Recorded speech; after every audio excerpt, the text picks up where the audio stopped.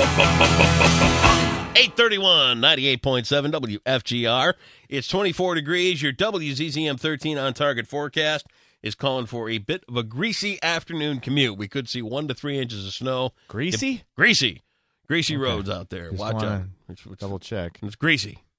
All You know right, what then. that is? Don't you know your NASCAR terminology? Did you Yeah, not that's when watch there's Days oil of Thunder?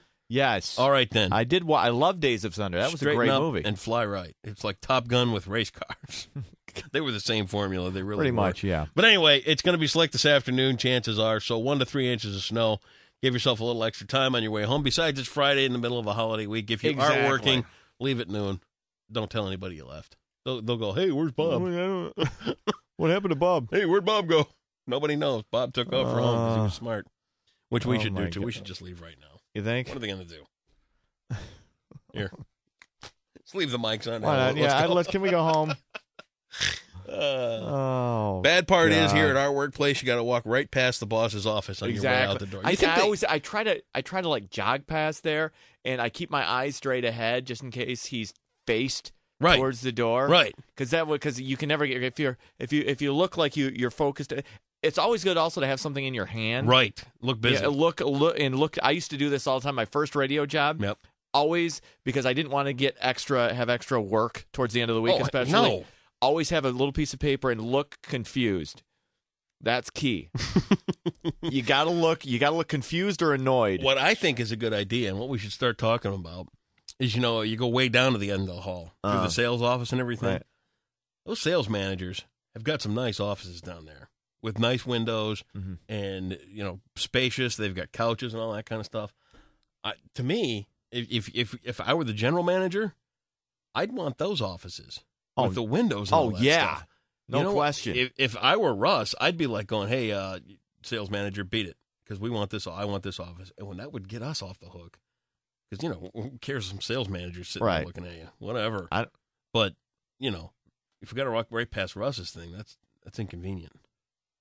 Let's make that our New Year's resolution. Yeah. Let's just talk to him. I'm like, Russ, you look better down at the end of the hall down there. Yeah, it's just You got nice windows. Right, You got a nice something view. to look at. He's got nothing to look out except the hallway. He's got that. You know what he's got? He's got that one window that's got all the privacy stuff on it, and you can't see anything. You can't see. Yeah, it's got to get claustrophobic in there. I don't know if I mean it's a big office. Big office, but it gets a little claustrophobic. I would think. I could use a window. Mm-hmm. If I were a man of his power and depth, I'd want the window seat. To be honest, if I had that office, yeah, I'd have a bed in there. Would you? Yeah, I have a mattress on the floor. Nice. Yeah, a couple of pillows. Of course, mini you fridge. would. I'd move in. Of course. I would.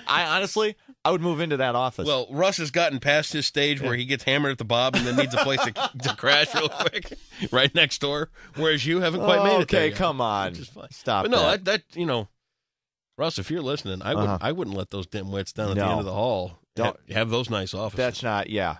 So who are they? Right. Who are you? Right. The general manager. Kick them out.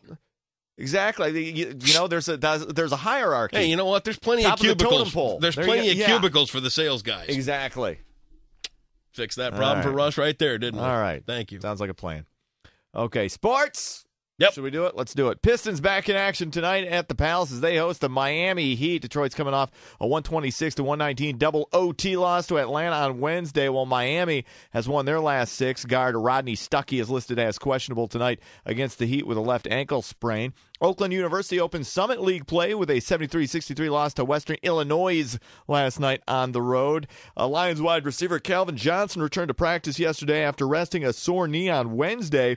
Meanwhile, safety Louis Delmas and tight end Brandon Pettigrew are listed as questionable after missing yesterday's session in Allen Park. Delmas is nursing a sore knee while Pettigrew suffered an ankle injury in a loss to the Packers on December 9th. Lions will play host to the Bears on Sunday afternoon.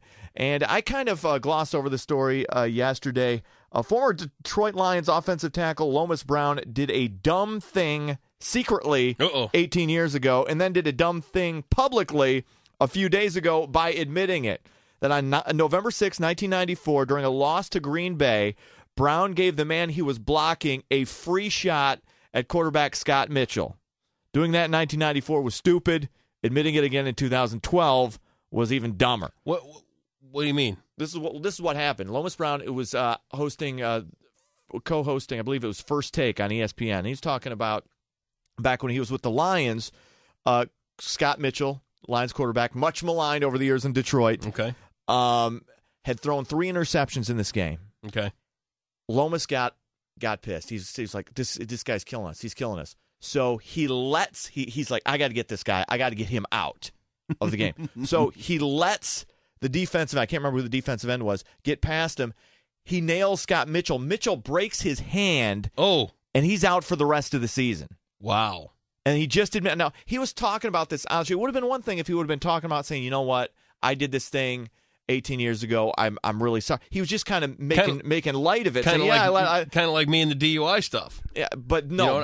I did a lot of that kind of thing, and it was bad. I'm not making light of it, but I talk about what I've done from time to time. Exactly. But he just kind of made light of it, and I was like, he was kind of almost bragging about the fact that he got his quarterback injured. Wow. I mean, which is...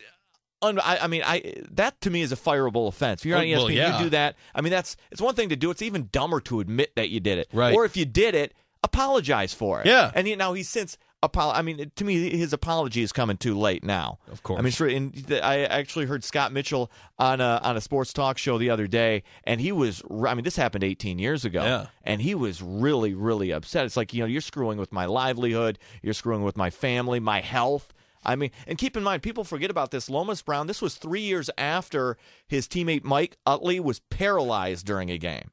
I mean, you're risking career, and you're risking a lot worse when you do something like that. So let me you know what the whole thing is just unbelievable to me. That 1994 was 18 years ago. I know. That's another. Yeah. Holy crap! You look.